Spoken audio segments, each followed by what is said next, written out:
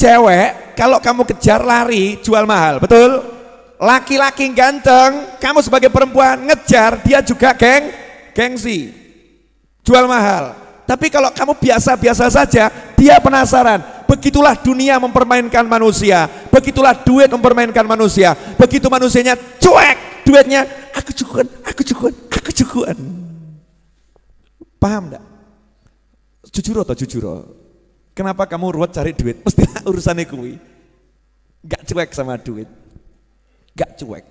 Saya itu belajar cuek sama duit sejak kecil. Belajar, sampai sekarang belajar terus. Belajar terus. Makanya saya kalau naruh uang itu semau-mau saya. Geletakno kono, geletakno kene, cuek sama duit, cuek, geletakkan sana, geletakkan sini. Sampai suatu saat saya nggak punya duit. Loh ini mau cerita boleh enggak nih? Oh coba guyoni sih. Gak punya duit, Sabtu mau gajian tukang, gak punya duit, bener-bener bisa dikatakan nol, gak punya duit. Biasa Kang Wahid laporan, Beb gajian tukang hari ini 25 juta. Siap. Sore ta Wahid? Iya. Padahal jam loro iki. Gak ada duit. Nah, subhanallah itu hati saya tuh ngasih tahu. Yang ngasih tahu. Nyari barang tertentu yang saya cari, flash disk atau apa gitu ya. Saya cari di tas koper ransel saya. Saya cari di ransel saya. Oh, biasanya flash disk saya bawa keluar kota, di ransel saya. Cari. Begitu saya cari kok ada kresek. Begitu ada kresek, saya buka. Uang 40 juta. Aku langsung yo alhamdulillah gitu kan. Terus tak takoki duit tekon dia awakmu. Kan ya gitu toh ya. Duitnya jawab, Habib lupa ya. Dulu waktu Habib dakwah ke Kalimantan, Habib kan bawa buku sekian ratus, terus bukunya dijual, bukunya laku. Nah uangnya kan kamu campur sama baju-baju kotor, kamu lupa, nggak dibuka sampai hari ini. Tolong sasi kira-kira lali aku. 40 yuto ki lali, jalan awakmu. Hahaha. Loh, bukan maksud menghina atau merendahkan loh. Kalau saya nggak pakai bahasa begitu kan kurang kroso toh ya. Tapi dengan kalimat begini kan jadi mak jelek begitu kan ya. Mak jelek. Itu latihan itu. Latihan. Jangan mau kamu dijadikan budaknya duit. Biarkan duit itu mengejar-ngejar kamu. Karena kamu tuannya, dia budaknya. Ngono loh. Resep. Jelas semuanya? Ini loh, kitabnya cucunya Mbah Hashim tuh, Irsyadul Mukminin, dibaca satu bait saja berkahnya seperti ini. Betul kan? Padahal itu satu bait dibaca belum dijelaskan. Baru ujungnya tok. Barokah. Bisa membuat saya ngomong macam-macam ini tadi loh. Itu namanya barokah. Padahal tadi saya waktu di kamar ganti dandan aku ngomong apa aku. Tanya sama anak saya, Abuya ceramah apa ini ya? Tanya sama istri saya, ini ngomong apa nanti ya? Ngomong yang bab apa ini? Yang pas tuh babnya apa? Oh tiba-tiba kok Ati ngasih tahu buku ini Mbah Hashim. Wah, saya jelek-jelek begini langsung dikasih hadiah loh saya. Oh sama Gus Kikin, Gus Agus, ya kan? Cucu-cucunya Mbah Hashim kemarin di Tebu Ireng ngasih hadiah saya kitab ini. Dan saya dikasih izin untuk nulis ulang kitab bahasa Arabnya. Adabul alim wal muta'alim, mau saya ketik ulang sendiri dengan tangan saya, insya Allah. Biar apa? Biar saya punya hubungan sama Mbah Hashim Asy'ari. Awakmu gak duwe? Mau punya hubungan sama Mbah Hashim? Mau? Ya, doakan saya bisa ngetik cepet jadi bagus. Jadi nanti kalau saya nyodorkan ke Mbah Hashim di akhirat sana, insya Allah, ya Mbah Hashim udah terima kiriman buku saya, buku jenengan yang saya tulis lagi. Sudah. Itu bukan hasil karya saya. Hasil saya apa? Saya dibantu jamaah Ar-Raudhah sak jagat raya. Wah, jenengan katut kabeh. Ndongak kira gelem. Tambah batin, apa ya iso rampung. Suudzon. Bukannya bantu doa tambah suudzon ya. Ini nanti kalau kitab Adabul Alim Muta'alim selesai saya ketik sendiri, tak susun yang bagus bentuknya ya, biar keren, kece gitu kan. Oh, tak bawa ke Tebu Ireng lagi. Sudah selesai ya. Tugas sudah selesai nih ya, kembalikan engkau lah untuk meneh aku. Oh iya, orang itu harus rakus urusan akhirat, rakus urusan akhirat. Jelas semuanya? Apa? Jadi sudah mulai nggak mikir duit ini? Luar biasa, Masya Allah, nyataran duit. Loh, justru yang hebat itu orang nggak punya duit, nggak mikir duit, itu kan luar biasa. Kalau orang punya duit, nggak mikir duit, biasa, punya duit. Dia punya, kalau nggak mikir ya nggak jadi masalah. Kalau nggak punya kok nggak mikir, itu luar biasa. Wah, generasi muda Ar-Raudhah. Saya kok kalah ganteng sama anak saya ya, gawat ini, Masya Allah. Anak dan yang ini Husain ini sepupu saya, sepupu tapi usianya seusia anak saya, ya seusia anak saya. Boleh dilanjut? Sudah 1 jam loh saya ngomong, nggak kerasa? Hah? Mosok? Yakin nggak kerasa? Lapar nggak? Kalau lapar praktek, tekan. Tadi kan teori, sekarang praktek. Ganjil sih, ya lumayan toh, 1 menit kan bisa 10 menit ya kan, 10 kali lipat minimal. Nah, makanya Nabi SAW ketika didatangi Badui, orang dusun yang awam Islam, Muslim tapi awam Islam, datang ketika Nabi SAW ceramah, mata sa'ah, ya Rasulullah, kapan kiamat, kapan kiamat? Ya Nabi tidak menjelaskan seperti ke malaikat Jibril alaihissalam. Paham? Ketika malaikat Jibril yang nanya, mata sa'ah, kapan kiamat tiba? Malaikat Jibril yang nanya, malaikat pinter, soleh, alim, cerdas, malaikat. Dan gak nanggung-nanggung, jenderalnya malaikat, pimpinannya semua malaikat. Kapan kiamat ya Rasulullah? Nabi juga jawabannya diplomatik, ya diplomasi, pinter Nabi jawabnya. Mas'ul ahabi alam nasail, yang ditanya gak lebih tahu dari yang bertanya.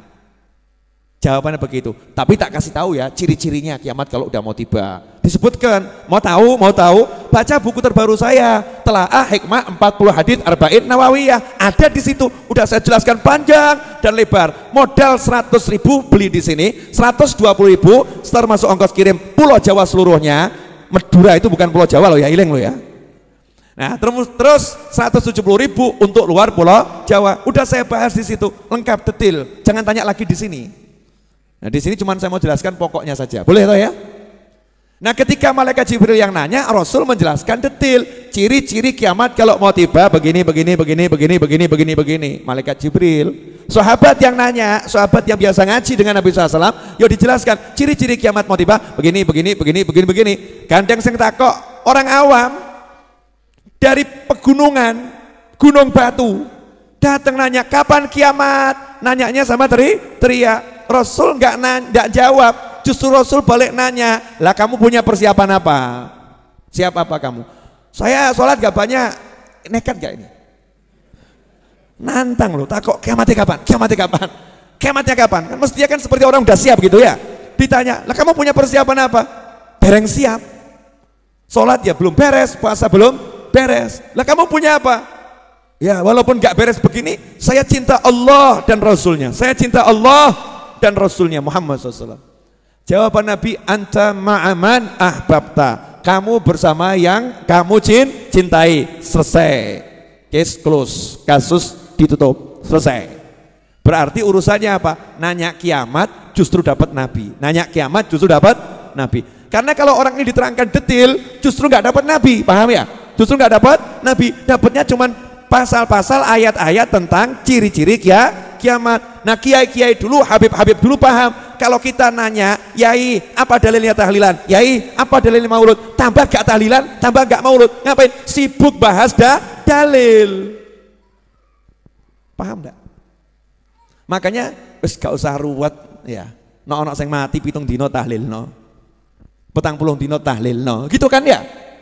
Pokoknya semakin banyak ya semakin bagus. Bendino mbok tahlilno luwe apik tahlilno. Yai kenapa la ilaha illallah jenenge tahlilan kok ya aneh wong. Udah selesai. Gak dibahas panjang lebar. Ketika yang nanya itu Habib Novel lain. Yai, dalilnya tahlilan apa Yai? Masya Allah. Jawabannya Yai sama Habib simple. Sholat jenazah Habib. Sholat jenazah pripun? Sholat jenazah itu sholat namanya sholat yang tidak sholat. Maksudnya sholat gak sholat? Sholat kok gak pakai rukuk, gak pakai sujud, ngadeg donga. Itu cuman doa. Sholat tapi cuman berdoa, gak pakai rukuk, gak pakai sujud. Ini sholat tidak boleh dipraktekkan untuk yang lain. Misal kok jenengan ketemu orang sakit, saya tak praktek ya sholat orang sakit ben cepet mati. Sing loro disolati Allahu Akbar nih, coba praktek no. Jangan dipraktekkan begitu. Ternyata ini khusus buat orang yang udah mati, orang yang sudah meninggal dunia, baik jenazahnya di hadapan atau sudah dikubur. Kalau jenazahnya jauh namanya sholat ghaib, tapi sama aturannya 4 takbir.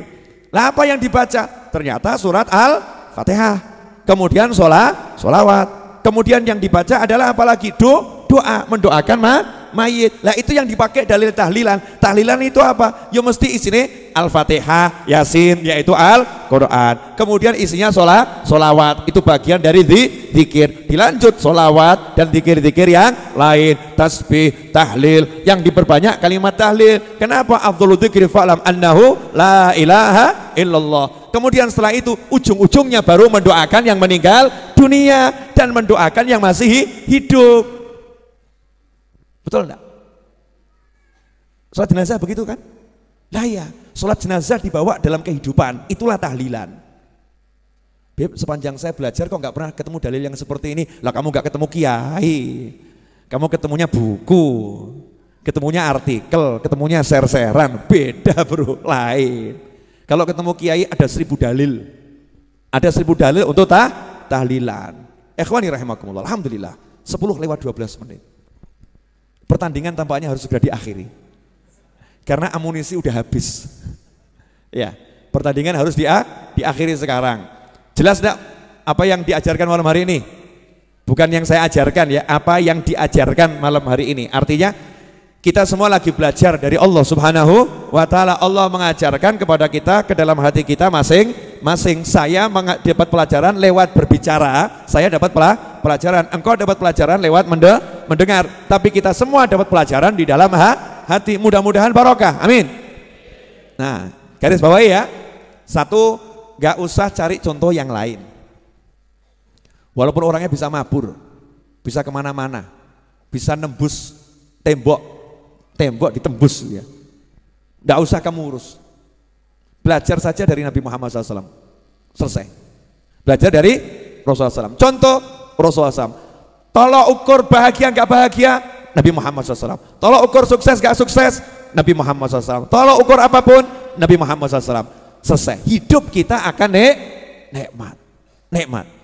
Yang kedua, urusan duit. Kenapa banyak orang susah cari duit? Karena dia masih mau cari. Nah, terus maksudnya gimana? Ya kamu kerja tapi nggak usah cari duit. Kerja, jangan cari duit. Nikmati pekerjaanmu. Sampai duitnya yang bingung sama kamu. Duitnya akan bingung sama kamu. Kenapa? Karena kamu cuek. Cuek itu hukum alam. Kalau kamu cuek, kamu akan dikejar. Kalau kamu mengejar, kamu akan ditinggal. Wah, ini kelihatannya update status bagus nih. Catat ya. Aku selalu yuk, piye mau? Gimana? Kalau kamu mengejar, kamu akan ditinggal. Kalau kamu cuek, kamu akan dikejar. Betul begitu? Wah, jangan diterapkan untuk perempuan loh ya, jangan. Ini untuk duit, untuk duit. Makanya biasanya tuh suami kalau dimarahin sama istri, terus suaminya dia nggak balas, biasanya balas toh. Terus diseneni karo bojone menang tok. Kenapa? Ya. Tadi malah saya bener. Ya. Komentarin cuman, iya. Akhirnya istrinya bingung. Kok gini ya? Kok ora enak ya? Biasanya kan semes dibalas semes kan penak. Semes, tuk. Tuk. Akhirnya apa? Yang nyemet ganti pola, memperlambat.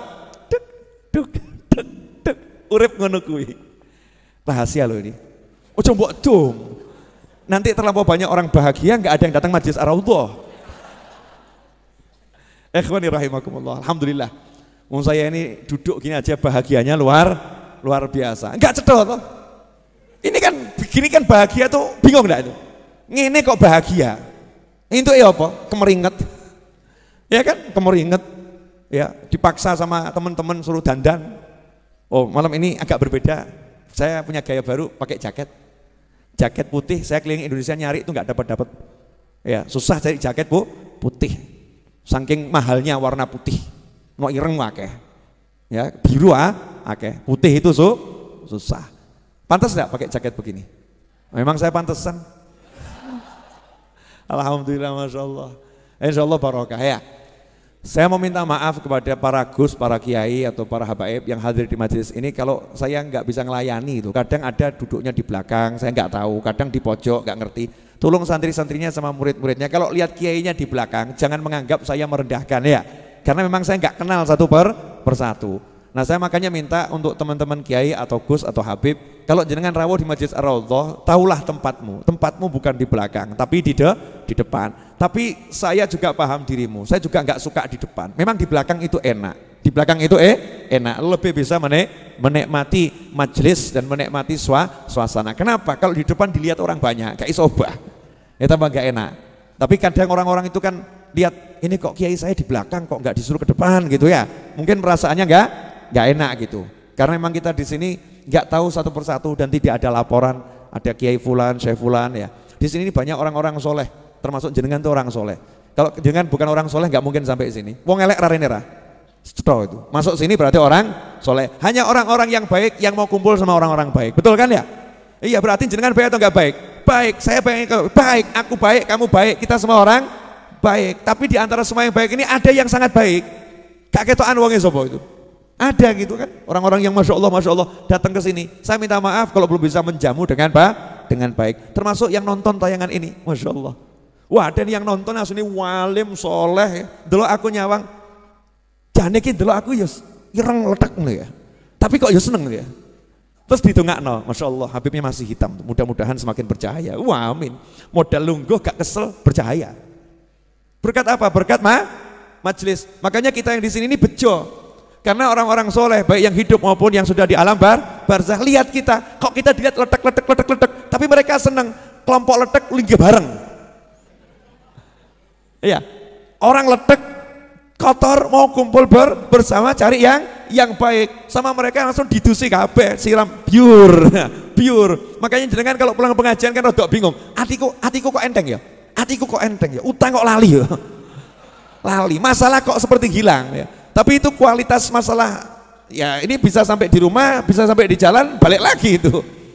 Ya, sudah dikucuk, sudah dibersihkan. Kadang kita sendiri yang otor. Ya, tapi insya Allah kalau istiqomah terus di majelis-majelis yang seperti ini dimanapun berada, insya Allah nanti hati kita akan pelan-pelan akan semakin bersih, padang. Lah kalau udah padang itu ya peteng hilang, betul ya. Kalau udah padang peteng hilang. Jadi yang membuat peteng ada karena kurang padang, tinggal padangkan diri, selesai masalah.